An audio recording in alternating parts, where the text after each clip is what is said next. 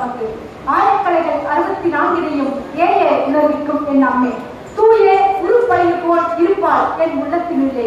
இங்கே வாராது இடர். உலகம் யாவையும் தாமதமாக்கலும் நிலை பெருத்தலும் நீக்கலும் நீங்களா. அளவில்லா விளையாட்டுடையார் அவர். தலைவர் அன்னவர்க்கே சரண் நாங்களே.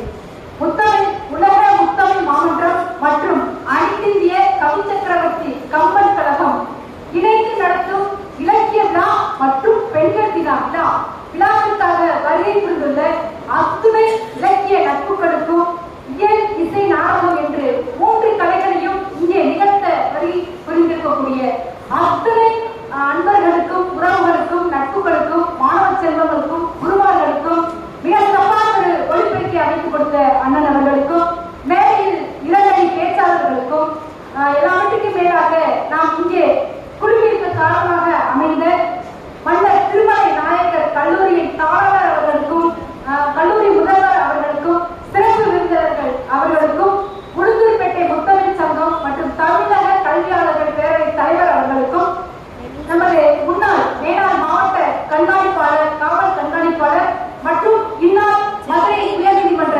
வழக்கறிஞர் ஐயா அவர்கள் மணிவண்ணன் ஐயா அவர்களுக்கும் எமது பணிவான வணக்கத்தை கனிவோடு தெரிவித்துக் கொண்டு இனிமே இந்த பட்டிமன்றத்தை துவங்கலாம் நினைக்கின்றேன். நம்ம மதுரையில அதுவும் மன்னர் திருமலை நாயக்கர் கல்லூரியில இங்க அவதரிக்கணும்னா அதுக்கு மிகப்பெரிய ஒரு ஒற்றுமை இருக்கு. என்னன்னு பாத்தீங்கன்னா நம்ம மீனாட்சி தெரியும், குமரகுருவர் தெரியும். குமரகுருவர் இந்த திருச்செந்தூர்ல இருந்து அவர் வந்து பிறந்தது தூத்துக்குடியில ஸ்ரீவைகுண்டம். இங்க வர்றாரு மதுரைக்கு. வரும்பொழுது மன்னர் திருமலை நாயக்கர் மன்னன் அவதரித்த இந்த அரசாட்சி ஆண்ட காலத்துலதான் அவர் வந்து குமரகுருவர் என்ன செய்யறாரு, பாட வர்றாரு. மீனாட்சி அம்மன் பிள்ளை தமிழை பாட வர்றாரு. அப்பொழுது மலையத்தூஜன் பெற்ற பெருவாழ்வு வாழ்கவே என்று மலையத்தூஜன் பெற்ற பெருவாழ்வு வருக வருகவே என அந்த வாசகத்தை சொல்லி முடிக்கும் போது அன்னை மீனாட்சி குழந்தையாக வந்து யார் படியில உட்கார்ந்துட்டாருன்னா இந்த கல்லூரியில் பெயர் வைத்திருக்கிற மன்னர் திருமலை நாயக்கர் ஆண்ட அந்த அரசாட்சி ஆண்ட அந்த மன்னர் படியில வந்து உட்காரு. அப்பேற்பட்ட அம்பாவே வந்து மன்னர் படியில உட்கார்ந்துருக்கிற இந்த மன்னர் திருமலை நாயக்கர் கல்லூரியில இந்த விழா நடப்பது என்பது இளைஞர்களோடு இந்த விழா வந்து துவங்குவதில் பெரும் மகிழ்ச்சி. அடுத்தபடியாக மதுரைக்கும் தமிழுக்கும் மிகப்பெரிய ஒற்றுமை உண்டு, எல்லாருக்குமே தெரியும். ஏன்னா இன்னைக்கு வந்து எல்லாரும் ஒரு சங்கம் வைக்கிறாங்க. பஸ்ல போயிட்டே இருக்கலாம், நாள்தோறும் பயணித்து கொண்டிருக்கிறோம் அப்படின்னா அதுக்கு ஒரு சங்கம். நாள்தோறும் முருகன் டிராவல் பயணிப்போர் சங்கம். அடுத்து நடைப்பயிற்சி காலையில வந்து வாக்கிங் போறாங்க, டாக்டர் மாதிரி ஆளுக்கு வந்து வாக்கிங் போறான்னு வச்சுக்கோங்க, ஒரு 10 பேர் சேர்ந்து நடை பயிலுவோர் சங்கம். அப்புறம் இந்த கிருஷ்ணகுமார் மாதிரி அவர் ரீல்ஸ் ஓட்டுற சங்கம். இன்னைக்கு பாத்தீங்கன்னா ஸ்டேட்டஸ் நான் குட்டி பையன் இருக்காங்க, அவங்க தான் ஒரு குரூப் வச்சுட்டாங்க ஸ்டேட்டஸ் சங்கம். இப்படி ஒவ்வொரு ஆளுக்கும் ஒவ்வொரு சங்கத்தை வச்சுட்டாங்க. ஆனா மதுரையில தமிழுக்காக தமிழ் வளர்ப்பதற்காக சங்கம் வைத்து வளர்த்த ஒரே ஊர் எது அப்படின்னா நம்ம மதுரை. உலக தமிழ் மொழிக்கு சங்கம் வைத்து வளர்த்தார்கள் அரசுல. அப்பேற்பட்ட புலவர்கள் வாழ்ந்து தமிழை வளர்த்த ஒரு மதுரை இது. மதுரை சிறப்புகள் இன்னும் சொல்லப்போனா அப்படின்னா மதுரையில வந்து நம்ம காலையில் மதுரை என்ற சொல்லை கேட்டாலே வந்து மிகப்பெரிய ஒரு பாக்கியம் புண்ணியமாக இருக்கும். திருவண்ணாமலை நினைத்தாலும் முக்தி தரும், மதுரை என்ற சொல் கேட்டாலும் முக்தி தரும். அப்ப மதுரைக்கு வந்துட்டு போனவர்கள் வாழ்க்கை எல்லாமே மிகப்பெரிய முன்னேற்ற பாதைகளா இருக்கும். அது இயற்கையாக இருந்தாலும் சரி, இசைக்கலையாக இருந்தாலும் சரி, நாடக கலையாக இருந்தாலும் சரி. மதுரையில் உலக பிரசித்தி பெற்றது மதுரை மாநகரம். சித்திரை திருவிழா பார்த்திருப்பீங்க, உலகத்திலேயே மிகப்பெரிய திருவிழாவாக இருக்கு. அந்த சித்திரை திருவிழாவே இந்த உலக பிரசித்தி பெற்ற மாமதுரையிலே நம்ம கால்கள் பதிந்தாலே வாழ்க்கையில் அனைவருக்கும் முன்னேற்றமாக இருக்கும். உலக அளவில் நிச்சயமாக ஒரு நிலைத்த புகழை கொடுக்கக்கூடிய ஒரு ஸ்தலம். சரி, அடுத்து தமிழ் ஏன் பட்டிமன்றம் தேவையா? ஏன் பட்டிமன்றம் வைக்கணும்? நம்ம தமிழ் இருந்தால்தான் தமிழ்நாட்டில் வாழ்கிறோம். தமிழ்நாடு இருக்கணும் அப்படின்னா நிச்சயமாக நம்மளாம் தமிழ் பேசணும், தமிழை எழுதணும். அடுத்து தமிழ் என்ன செய்யணும்? இயலாகவோ இசையாகவோ நாட்டியமாகவோ அழகா பிள்ளைங்க ஆடி காட்டினாங்க இல்லையா, அந்த மாதிரி நம்ம பாரம்பரிய கலைகளை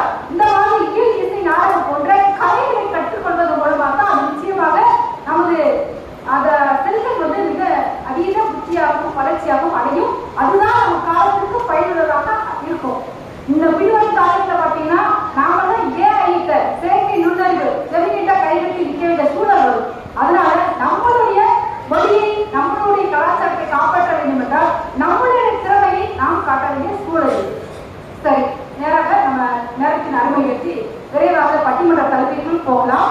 இன்றைய பட்டிமன்ற தலைப்பு கம்பெனி பெரிதும் மிளிர்வது நட்பா உறவா, இதுதான் தலைப்பு. எந்த கலைகளிலும் இல்லாத உலகத்தில் பல்வேறு மொழிகள் இருக்குது.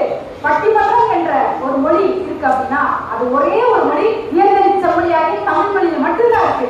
உலகத்துல பல்லாயிரக்கணக்கான மொழிகள் இருக்கு, அந்த மொழியில தான் கிடையாது. பட்டிமன்றம் என்ற கலை தமிழ் மொழியில் மட்டுமே இருக்கு. தமிழுக்கு உரிய ஒரு சொத்து என்று நாம சொந்தம் பண்ணி போறாங்க.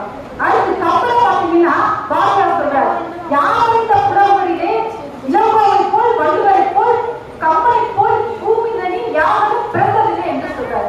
அப்ப கல்வியில் சிறந்த தமிழ்நாடு புகழ், கப்பல் பிறந்த தமிழ்நாடு, கப்பல் பிறந்ததுனால தமிழ்நாட்டுக்கே பெருமை என்ற ஒரு பாரதியார் சொல்லியிருக்காரு. அப்ப பாரதியார் சொல்லியிருக்காருன்னா அப்பேற்பட்ட கம்பனை நாம் அடுத்த தலைவரையும் வளர்க்க வேண்டிய சூழல், நினைத்து பார்க்க வேண்டிய சூழல், கம்பன் என்னதான் சொல்லியிருக்கிறாரு என்பதை சிந்திக்கக்கூடிய தருவாயில இன்றைக்கு நாம இருக்கிறோம்.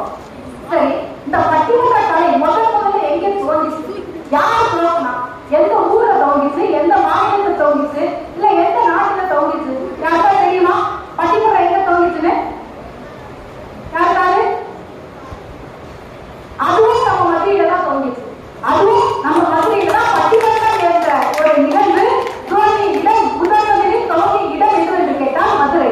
யார் அவசரம் எல்லாருக்கும் தெரியும். திருமுருகாற்றுப்படை பார்த்திருப்பீங்க இல்லையா? நக்கீரர் சொன்னாங்க, வெற்றிக்கண் பிறப்பினும் குற்றம் குற்றமே என்று சொன்னாரு. அப்ப மன்னனுக்கு ஒரு சந்தேகம், கொங்குதையை வாக்கி அஞ்சிரை தும்பி காமம் செப்பாது, கொங்குதையை வாக்கி அஞ்சிரை தும்பி காமம் செப்பாது கண்டது மொழியுமோ, பயிலியது கெளிய நட்பின் மயிலியல் சரி ஏற்று அறையை கூந்தலின் நதியமோ உள்ளதோ நீ அறி கூறு. மன்னருக்கு பெருத்த சந்தேகம். அந்த சந்தேகத்தை தீர்த்து வைக்க வேண்டும் என்றால் அதற்குரிய தீர்ப்புரை வழக்காடு மன்றம் எங்கே துவங்கிச்சு அப்படின்னா பாலியின் அரசவையில துவங்கிச்சு. அதுல ஒரு பக்கம் ஒரு அணி நட்பணியில அவங்க உட்காந்துருக்க மாதிரி நமது சிவபெருமான ஒரு அணியில இருந்தார். இன்னொரு பக்கம் யார் இருந்தாங்கன்னா புலவர் நக்கீரர் இருந்தார். நடுவராக பாண்டிய மன்னன் இருந்தார் இல்லையா? செண்பக பாண்டியன், அவர் பேரு செண்பக பாண்டியன் இருந்தார். அப்பேற்பட்ட பட்டிமன்றமே முதலாக துவங்கியது நம்ம மதுரை. அந்த பட்டிமன்றத்தில் நிறைய விடயங்கள் நம்ம தெரிந்து கொள்ளலாம். கப்பல் நம்ம எல்லாருக்கும் தெரியும். கப்பலுக்கு முன்னாடி கப்பல் ராமாயணம் எப்படி துவங்கிச்சு, ராமாயணம் எப்படி துவங்கிச்சு? ராமாயணம் என்பது உலகின் மிக மிக நீண்ட ஒரு காவியம். அந்த காவியத்தை முதலாக வாழ்க்கையில் ஏற்றினாங்க எல்லாருக்கும் தெரியும். வாழ்க்கை வந்து சாதாரண ஒரு திருடன் வந்து எப்படி மிகப்பெரிய ஒரு மகரிஷி ஆனார் அப்படின்னா, இப்படிதான் வழிமுறையாக செய்து கொண்டு இருக்கும்போது ஒரு நாள் வந்து கேட்டார், ஒரு 2 முனிவர்கள் வர்றாங்க, எப்ப ஓட்டம் உள்ள பொருளெல்லாம் கொடுங்க அப்படின்ட்டு அந்த திருடை கேட்கிறாரு. இல்லங்க எந்த சாப்பாடு பண்டத்தை தவிர எதுவுமே இல்லைன்னு சொல்றாரு. பரவாயில்ல, இந்த சாப்பாடு பண்டத்தை நான் அவங்கள்ட்ட கொடுக்குறோம், உன் வீட்டுல போய் வீட்டுக்கார மாட்டேன், நான் செய்கின்ற இந்த வீட்டு தொழிலும் பாவத்தில் பங்கு உனக்கு உண்டுன்னு மட்டும் உங்க வீட்டுக்கார மட்டும் சொல்லுங்க. உங்க வீட்டுக்காரமா என்ன சொல்றாங்க திரும்ப என்கிட்ட வந்து நீங்க சொல்லுங்க, அப்படியே நாங்க நிக்கிறோம் சொல்றாரு. சரி சரி, அந்த திருட நேரா போறாரு.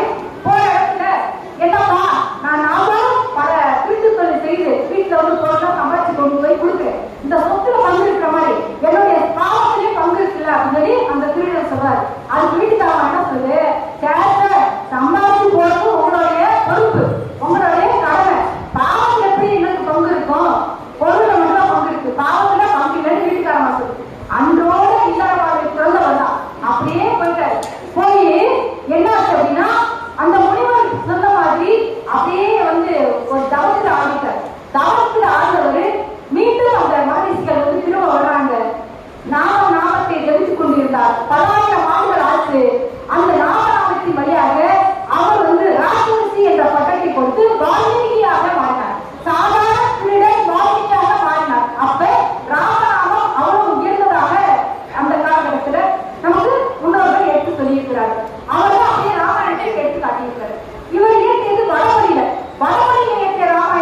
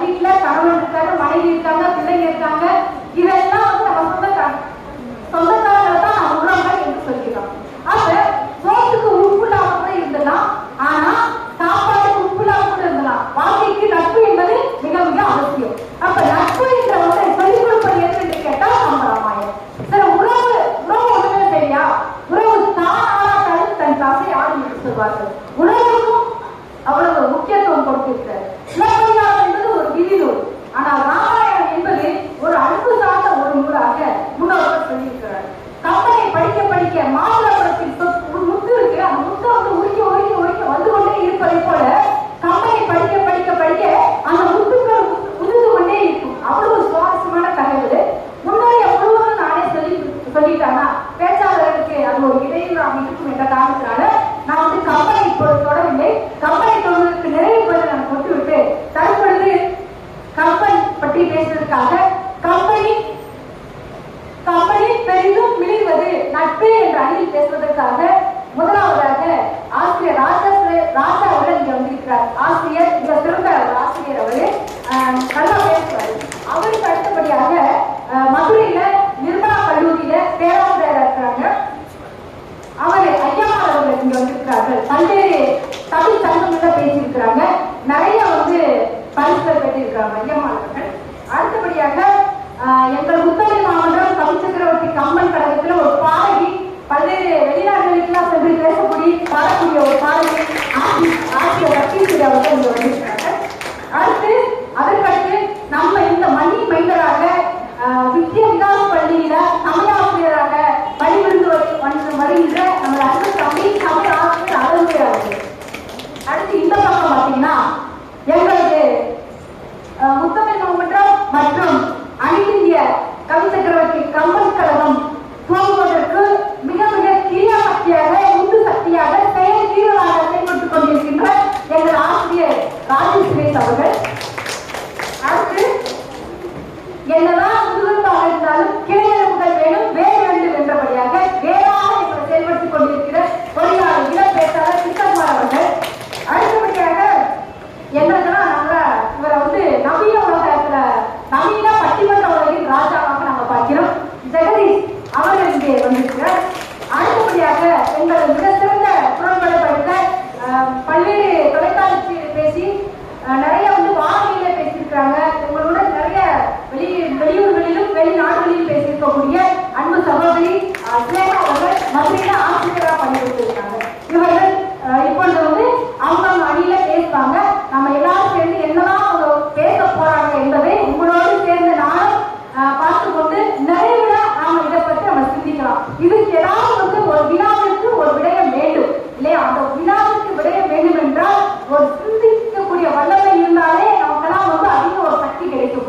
கம்பெனி கேட்டாலே வந்து மிகப்பெரிய ஒரு புண்ணியம் இல்லையா?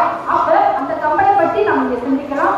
தற்பொழுது முதலாவதாக ராஜா அவர்களை அன்போடு அழைக்கின்றேன். நட்பே என்று அழைக்கிறேன்.